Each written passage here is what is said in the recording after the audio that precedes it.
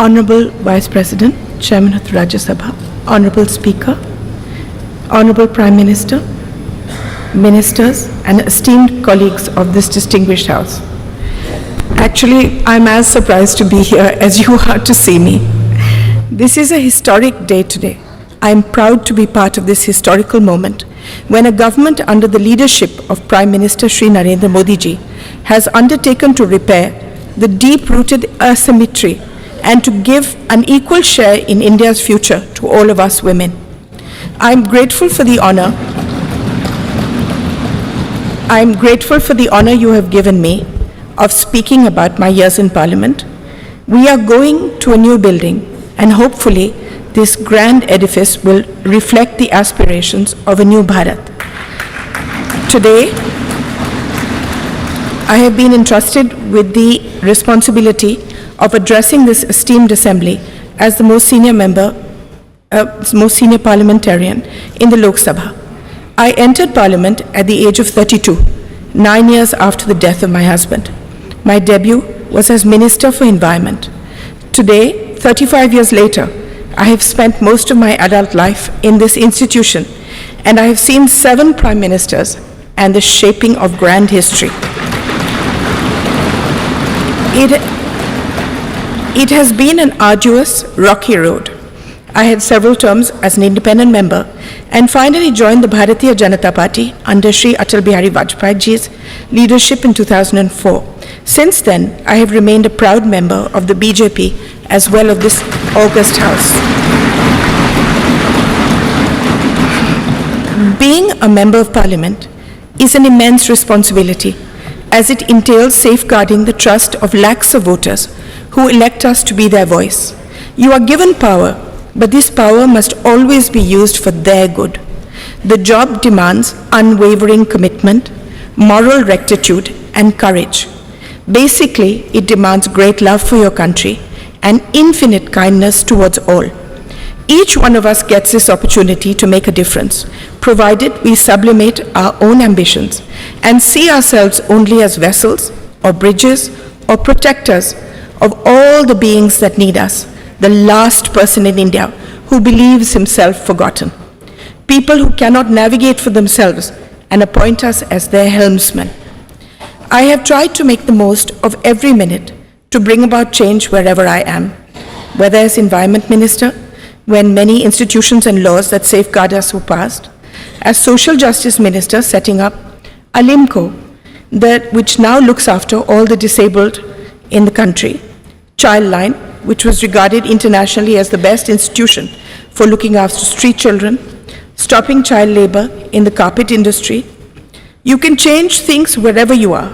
For instance, in the opposition as a BJP member, as chairperson of the often ignored Assurances Committee, we changed the way people were experimented on by pharmaceutical companies. They were not paid or even asked before becoming guinea pigs. This was changed by us. During Atalji's time, we brought in the vital red and green dot on foods, allowing people to know whether they were eating vegetarian, non-vegetarian food. We repaired an institutional deception by food companies. No service, no job is too small that it should not be taken seriously. My happiest moment was being given the responsibility by the Prime Minister, who coined the phrase, Beti Bachao, Beti Padhao.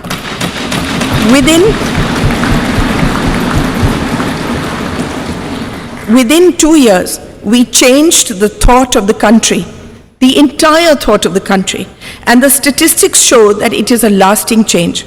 From 130 women per 1,000, a shameful statistic, it rose to 950. Crores of girls were saved. Not only that, it is now seen as a shame and a crime to do away with girl children, whether in the womb or newly born. Now that we are going into a new building, a new phase, I want to tell all the young people here that politics is never fulfilling unless you have a grand passion and a commitment outside it, unless a fire of curiosity burns within you. No service is too small in the service of Mother India. What I have learned is that each constituency is your family. Within my family, there are a million microcosms of individual families. Each of them depend on us. We are a part of their lives as they are of ours. I have seen my primary duty to look after each family that has placed itself in my care by electing me, by seeing me as one of their own. In this matter, I wish to say that the Prime Minister has seen beyond people as a statistic and has meticulously seen to the needs of each individual family.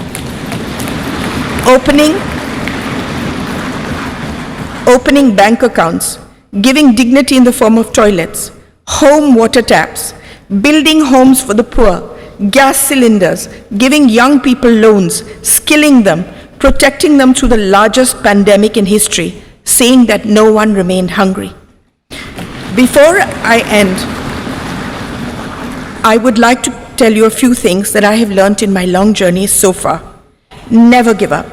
There are times in all our lives where the world sits heavy on our shoulders and there doesn't seem any path ahead. It will take courage, determination, and a commitment to something larger than ourselves to forge ahead.